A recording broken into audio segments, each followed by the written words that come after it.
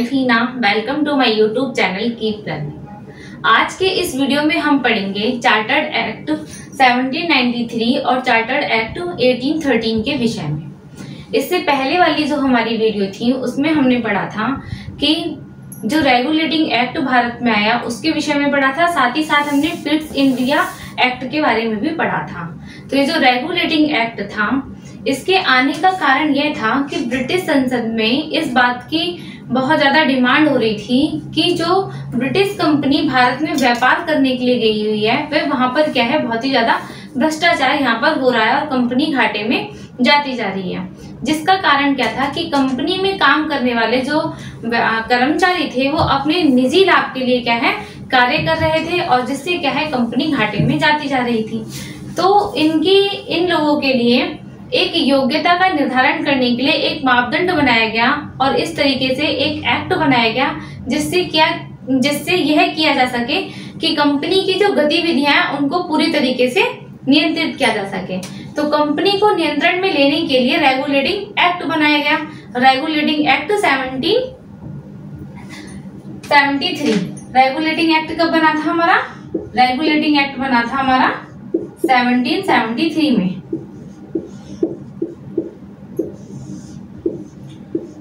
उसके बाद इस एक्ट में कुछ कमियां रह गई, उन्हीं को पूरा करने के लिए हमारा आया Pitt's India act. Pitt's India act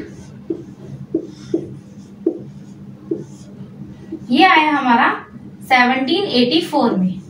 1784 में हमारा आता है पिट्स इंडिया एक्ट। ये जो रेगुलेटिंग एक्ट था इसी के तहत भारत में गवर्नर जनरल की नियुक्ति की गई।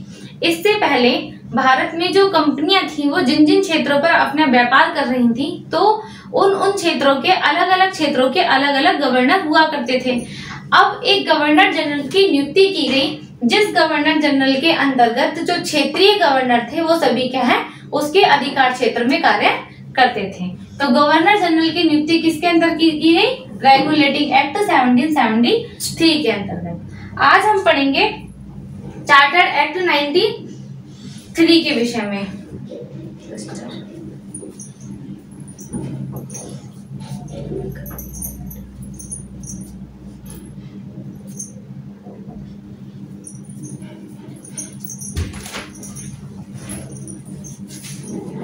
आज हम पढ़ने जा रहे हैं चार्टर्ड एक्ट 1793 के बारे में। तो चार्टर्ड एक्ट 1793 में जो सबसे पहला कार्य किया गया वो क्या किया गया कि जो कंपनी का कार्यकाल था उसको 20 वर्ष के लिए बढ़ा दिया गया। पहला पॉइंट नोट करेंगे, कंपनी के कार्यकाल को 20 वर्ष के लिए बढ़ा दिया गया।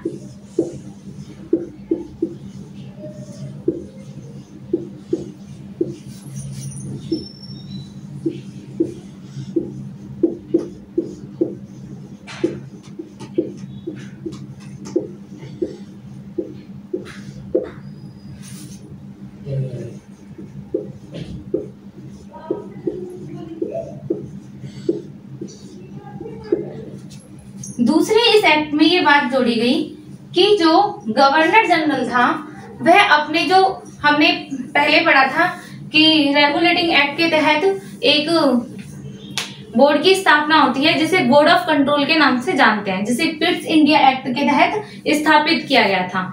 तो ये जो बोर्ड था, बोर्ड ऑफ कंट्रोल, इसके जो सदस्य थे उनके जो भी निर्णय थे उनको जो गवर्नर जनरल था अब वो उन निर्णयों को क्या कर सकता था, बदल सकता था।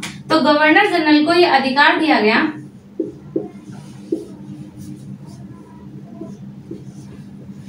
गवर्नर जनरल को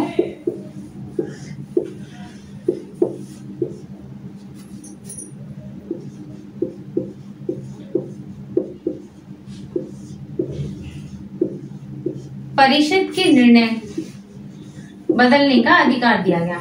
परिषद के जो निर्णय हैं उनको बदलने का अधिकार दे दिया गया। किसको? गवर्नर जनरल को।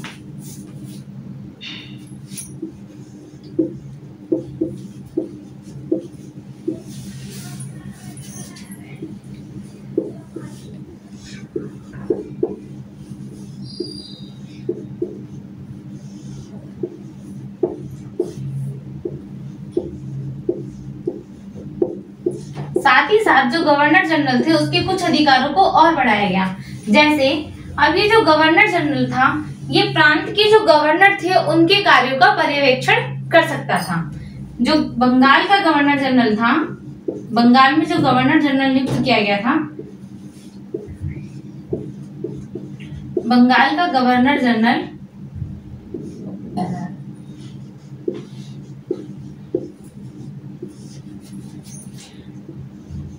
प्रांतीय गवर्नर के कार्यों का पर्यवेक्षण कर सकता था। प्रांतीय जो गवर्नर थे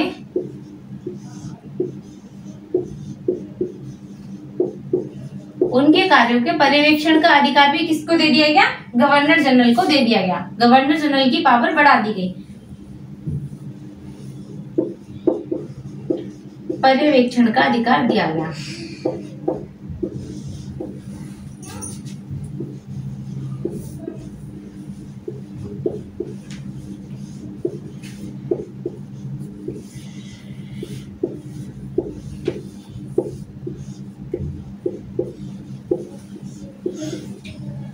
साथ ही साथ इस एक्ट में ये बात भी जोड़ी गई कि जो बोर्ड ऑफ कंट्रोल के जो सदस्य हैं उनका जो वेतन दिया जाएगा, अब वह कहां से दिया जाएगा? उनका वेतन भारतीय राजस्व से दिया जाने लगा।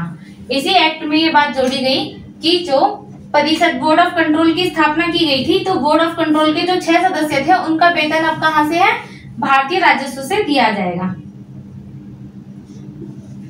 बोर्ड ऑफ कंट्रोल के सदस्यों का वेतन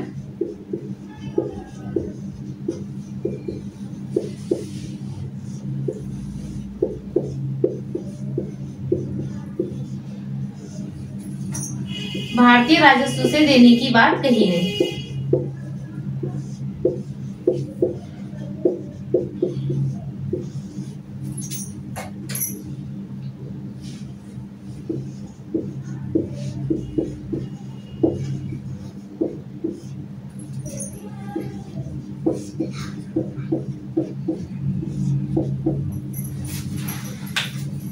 एक बात इसके अंदर और जोड़ी गई कि अब जो शासन है वो कैसे होगा? लिखित रूप में होगा।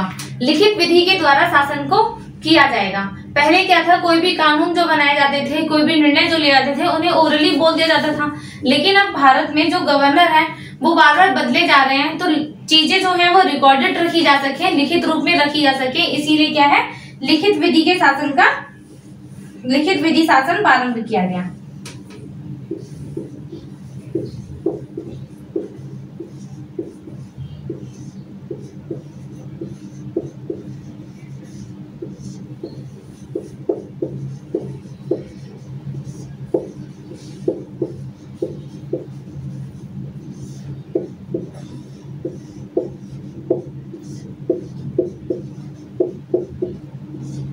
तो ये सारी जो बातें थी वो चार्टर्ड एक्ट किसमें जोड़ी गई? चार्टर्ड एक्ट 1793 में ये सारे पॉइंट जोड़े गए कि जो कंपनी है उसके कार्यकाल को पहले तो 20 वर्ष के लिए बढ़ा दिया गया कि कंपनी अब आगे 20 वर्ष तक क्या है, अपने कार्य को भारत में करेगी, व्यापार कर सकती है। और गवर्नर जनरल को परिषद के निर्णय को बदलने का अधिकार दे दिया गया। परिषद की नियुक्ति की गई थी जो जिसमें 6 सदस्य थे, अब उनके निर्णय को क्या है, गवर्नर जनरल बदल सकता है। गवर्नर जनरल की पावर को बढ़ा दिया गया। अब वो क्या कर सकता था, जो प्रांत के गवर्नर थे उनके कार्यों का पर्यवेक्षण करने का अधिकार गवर्नर जनरल को दे दिया गया।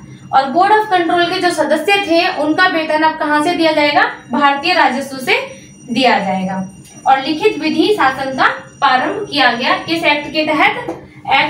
चार्टर्ड एक्ट 1793 के तहत।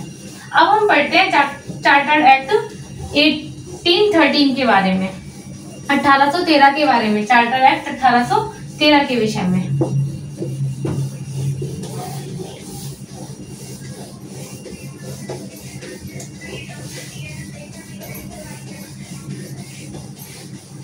ये जो आप एक्ट देखेंगे इनमें 20-20 साल का गैप है। तो हर एक्ट में जो कंपनी का कार्यकाल था वो कितने वर्ष के लिए बढ़ाया गया था? 20 वर्ष के लिए बढ़ाया गया था। तो अगला जो एक्ट आया 1813, चार्टर एक्ट 1813, इसमें भी क्या किया गया कि कंपनी के कार्य, फर्स्ट पॉइंट, कंपनी के कार्यकाल को इसमें भी आगे 20 वर्ष के लिए रिन्यू कर दिया गया।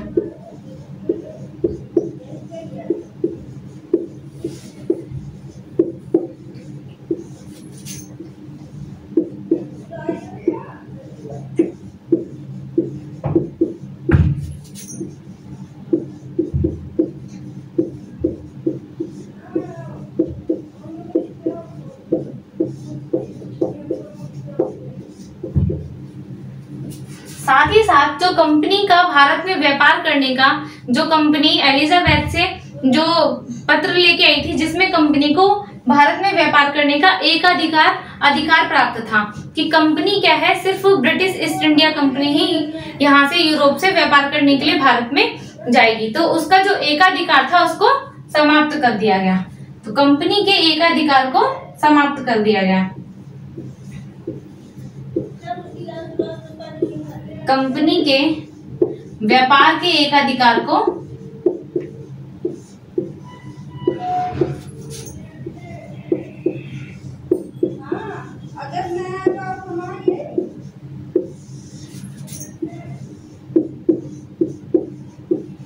लेकिन इसमें कंपनी को कुछ रियायत दी गई। जैसे क्या कि कंपनी का जो एकाधिकार था उसे समाप्त कर दिया। ब्रिटिश से कोई भी व्यक्ति भारत आकर व्यापार कर सकता था, लेकिन वह चाय का व्यापार नहीं कर सकता था। जो चाय का व्यापार था वो अभी भी किसके पास था? चाय का व्यापार करने का एक अधिकार अभी भी ब्रिटिश ईस्ट इंडिया कंपनी के ही पास था। ये अधिकार अभी भी कंपनी के ही पास था। तो ये कंपनी को कुछ छूट दी गई।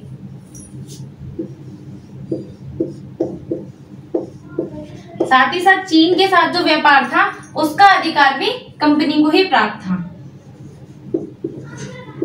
चाय और चीन के साथ व्यापार का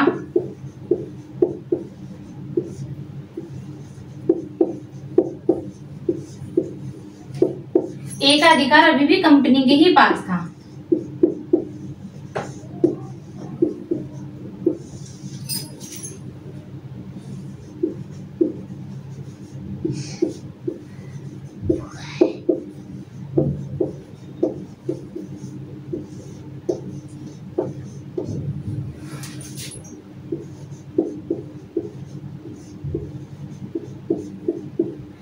ये नियम जब बनाया गया, जब कंपनी के एकाधिकार को समाप्त कर दिया गया, तो अब क्या नया नियम बना कि ब्रिटेन से कोई भी व्यक्ति क्या है भारत में व्यापार करने के लिए जा सकता है, लेकिन उसको एक क्या करना पड़ेगा? लाइसेंस लेना पड़ेगा ब्रिटिश संसद से। लाइसेंस लेना पड़ेगा कहां से? ब्रिटिश संसद से।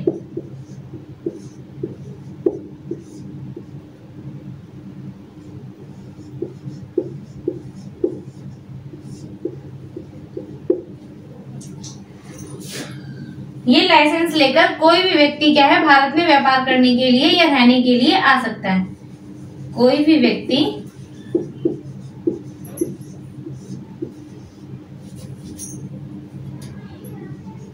भारत में व्यापार कर सकता है और यहाँ पर आकर रह सकता है।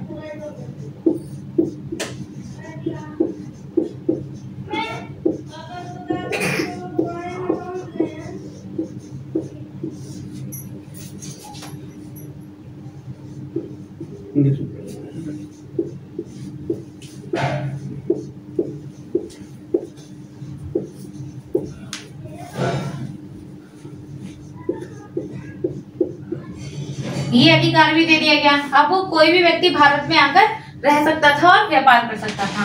साथ ही साथ जो ईसाई मिशनरियां थी जिनका कार्य ईसाई धर्म का प्रचार प्रसार करना था, उनको भी ये छूट दे दी गई कि अब भारत में आकर क्या कर सकते हैं? ईसाई धर्म का प्रचार प्रसार कर सकते हैं। ऐसा नहीं था कि इस एक्ट के से पहले भारत में ईसाई मिशनरियां नहीं थी।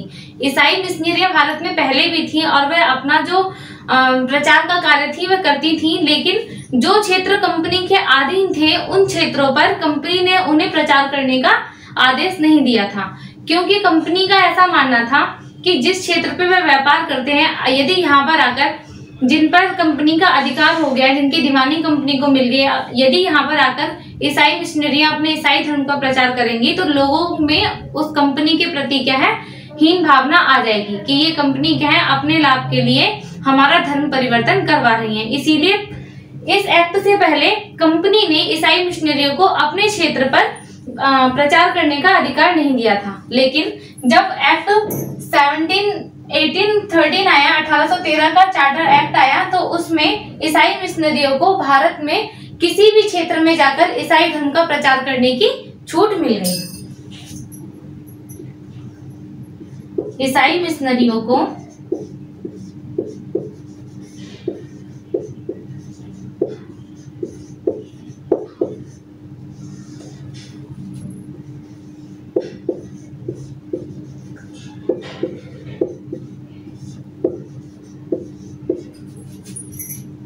भारत में आकर प्रचार करने की छूट मिल गई।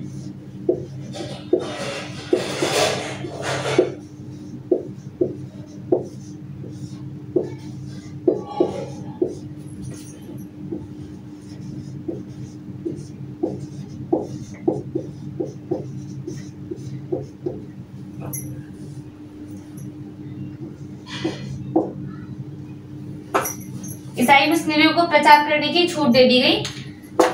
साथ ही साथ अब क्या था कि किसी विषय में अगर कोई कानून बनाना है, जैसे प्रांत के गवर्नर को कोई कानून बनाना है, तो अब प्रांत के गवर्नर अपना कानून बना सकते थे।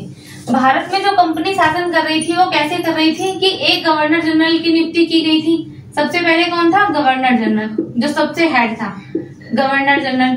फिर उसके अधीन थे प्रांत के गवर्नर, अलग अलग प्रांत थे, उनके गवर्नर थे, जैसे बंबई के गवर्नर, चेन्नई के गवर्नर या मद्रास के गवर्नर। तो यहाँ पर क्या हुआ करते थे?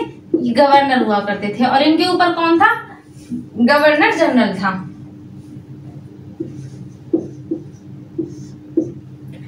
तो अब इन गवर्नर जनरल को अपने क्षेत्र में कानून बनाने का अधिकार दे दिया गया।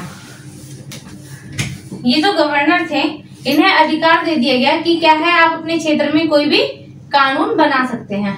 लेकिन ये कानून कब पारित होगा, ये कानून माना कब जाएगा? इस कानून को पहले ये जो क्षेत्र के गवर्नर है इस कानून को पहले देंगे गवर्नर जनरल को, और ये गवर्नर जनरल ब्रिटिश संसद में पहले इस कानून को पारित करवाएगा। जब ब्रिटिश संसद से उसे ये कानून पारित कर दिया जाएगा तभी जो कानून है वो इन क्षेत्रों पर लागू हो सकेगा। तो इन्हें कानून बनाने का अधिकार दे दिया गया, लेकिन साथ ही क्या कहा गया कि कानून जो है वो ब्रिटिश संसद से पास होना होगा पहले।